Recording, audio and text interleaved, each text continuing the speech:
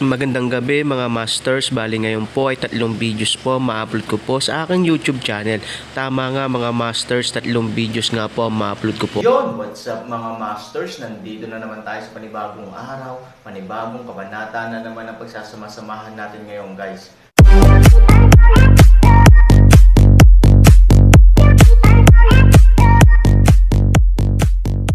Bali mga masters, kung bago ka pa lang po sa aking YouTube channel, please click the subscribe button, lalong-lalo na po yung notification bell guys, para maging connected pa rin tayo sa isa't isa at maging updated kayo sa mga susunod ko pang video.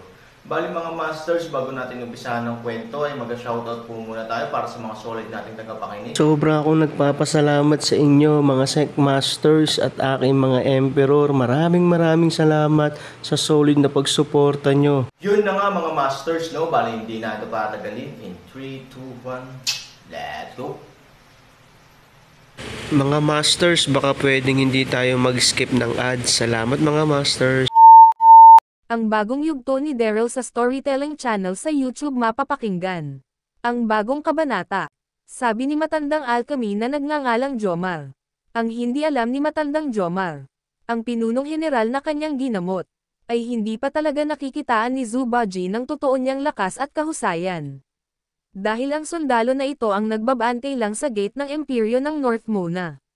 Nang dahil lang kay Daryl kaya niya ginawang pinunong general si Recto. Dahil tiwala si Zubaji kay Daryl at sa sinabi nito na ang sundalo na nagngangalang Recto ay makakatulong ng lubos sa mga kasundaluhan ng North muna sa hinaharap. Dahil nakitaan ito ni Daryl ng mga katangian ng pagiging isang pinunong general.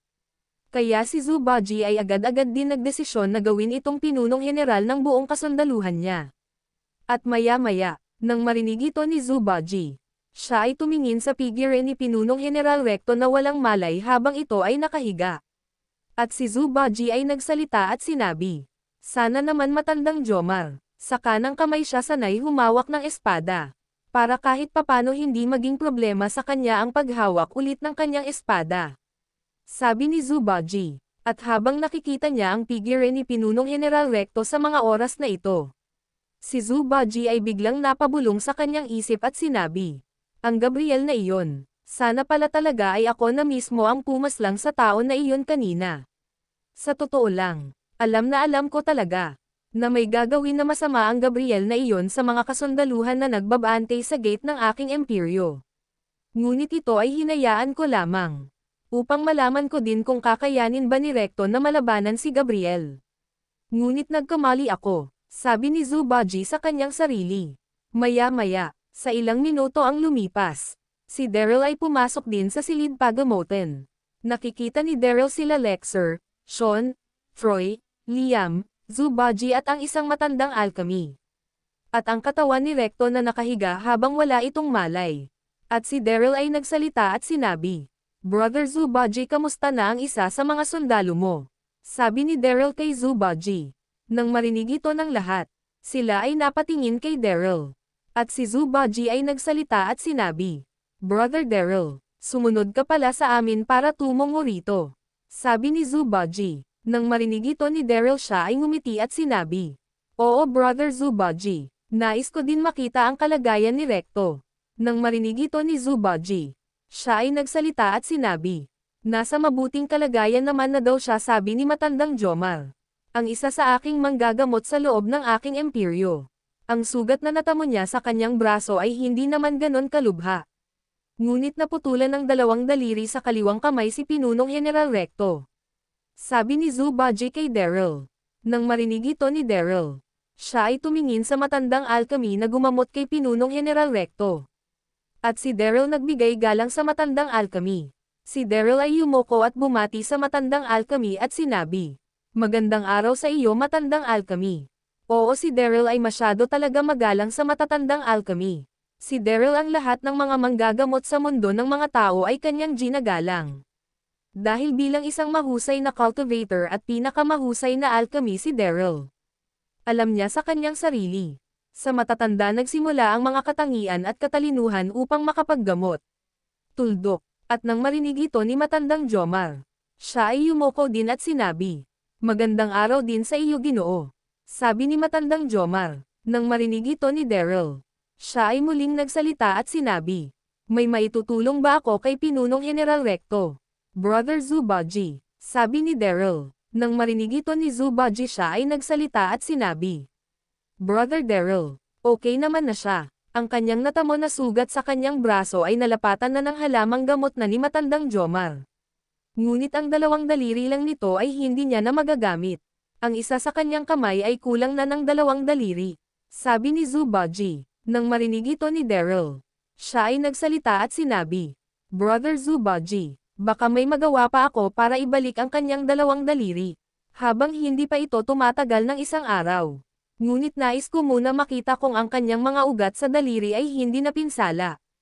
Dahil kung hindi napinsala ang kanyang mga ugat sa daliri ay makakaya ko pa itong mabalik. Habang hindi pa lumilipas ang 1 araw.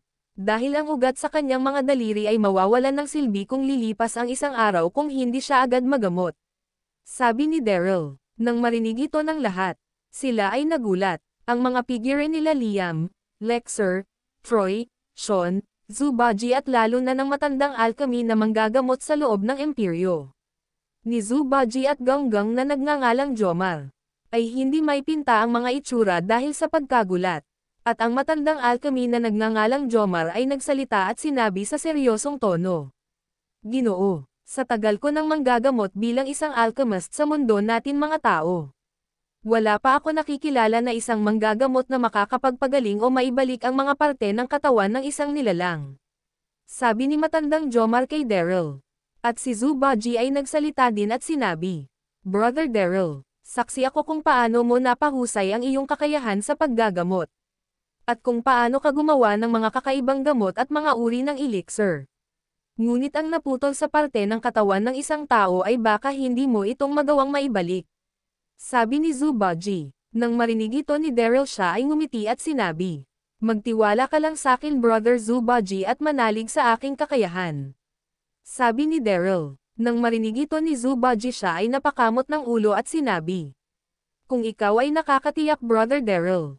At alam ko naman na hindi ka magsasalita sa ganyang tono kung hindi mo ito kayang gawin. Sa bagay sa tagal ng panahon na nawala ka sa mundo namin mga tao at nanatili ka sa mundo ng iba't ibang nilalang. Hindi ko na alam ang iyong naging buhay sa ibang mundo at anong mga kasanayan ang iyong nilinang noon panahon na nasa ibang mundo ka." Sabi ni Zubaji sa medyo malakas na tono. Ang hindi alam ni Zubaji. Noon pa naman na kahit hindi pa si Daryl na natili sa mundo ng iba't ibang nilalang, ay kayang-kaya na ni Daryl na gawin ito. Dahil ang tinataglay ni Daryl sa kahusayan sa paggagamot bilang isang alchemy ay kanyang napahusay ng husto. At ito ay nahigaitan pa niya ang rurok ng pagiging isang manggagamot. At dahil sa tinataglay na lakas, at malalim na primordial ni Daryl kaya kayang-kaya niya itong magawa. At maya-maya, nang marinig ito ni Matandang Jomar, siya ay napaisip at napabulong sa kanyang sarili. Sino ba itong lalaki na ito? At sa sinabi ni Emperor Zubaji siya ay nanatili sa mundo ng iba't ibang nilalang. At Daryl ang pangalan na tinatawag sa kanya ni Emperor Zubaji. Sabi ni Matandang Jomar. At bigla itong nagulat at lumaki ang mga mata at tinignan ng maigi si Daryl. At siya ay napabulong ulit sa kanyang sarili. "Huwag mo sabihin ang lalaki na ito na nasa aking harapan ngayon na kasakasama namin sa loob ng silid pagamotan ay ang nag-iisang naging tanyag na tao na naging cultivator na nagtataglay ng sobrang lakas na spiritual. At naging Diyos sa God's domain at naging isang pinakamahusay na alchemist sa buong mundo. Ang lalaki ba na ito ay si Sect Master Daryl ng Elysium Gate?" Sabi ni Matandang Jomar sa kanyang sarili. At sila Lexer, Liam, Troy, at Sean ay nagulat din nang marinig nila sa mga salita ni Zubaji ang tinatawag niyang Brother Daryl ay nanatili sa mundo ng iba't ibang nilalang. Ang alam lang nila na napunta sa ibang mundo ng iba't ibang nilalang ay si Daryl lamang. Ang tanyag na Sect Master ng Elysium Gate dahil sa sobrang lakas nito. Na nakagawang matalo ang hari ng mga demonyo na si Gun. At naging Diyos sa God's domain na si Daryl. At ngayon ay Emperor na ng Westrington.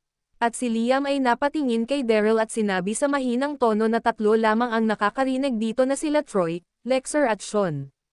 At si Liam ay nagsalita at sinabi, "Huwag mong sabihin na si Sect Master Daryl ang lalaki na iyan ang Emperor ngayon ng Westrington."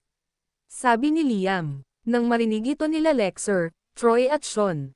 Si Sean ay nagsalita at sinabi, "Mukhang tama ka Liam. Wala naman ibang tinuturing na kapatid si Emperor Zubaji sa mundo ng mga tao kung hindi ang pamilya lang nila Sectmaster Daryl at si Sectmaster Daryl lang mismo. Lalo na Brother Daryl ang tawag sa kanya ni Emperor Zubaji." Sabi ni Sean. Nang marinig ito ng tatlo, sila ay labis ang pagkagulat. At si Liam ay nagsalita muli at sinabi, "Hindi man lang natin ito nabati ng ayos at may respeto. Ang lalaki pala na nasa ating harapan ay si Emperor Daryl." Sabi ni Liam kila Lexer, Sean at Troy. Yun na nga mga masters, no? Bali panibagong kabanata na naman yung natapos natin ngayong gabi. Muli, maraming salamat po talaga sa walang sawang suporta po sa aking YouTube channel na talagang inaabangan nyo po ang bawat upload ko po. Bali mga masters, magkita-kita ulit po tayo bukas ng gabi at ngayon po ay magpapaalam po muna tayo. Bali mga masters, bye-bye!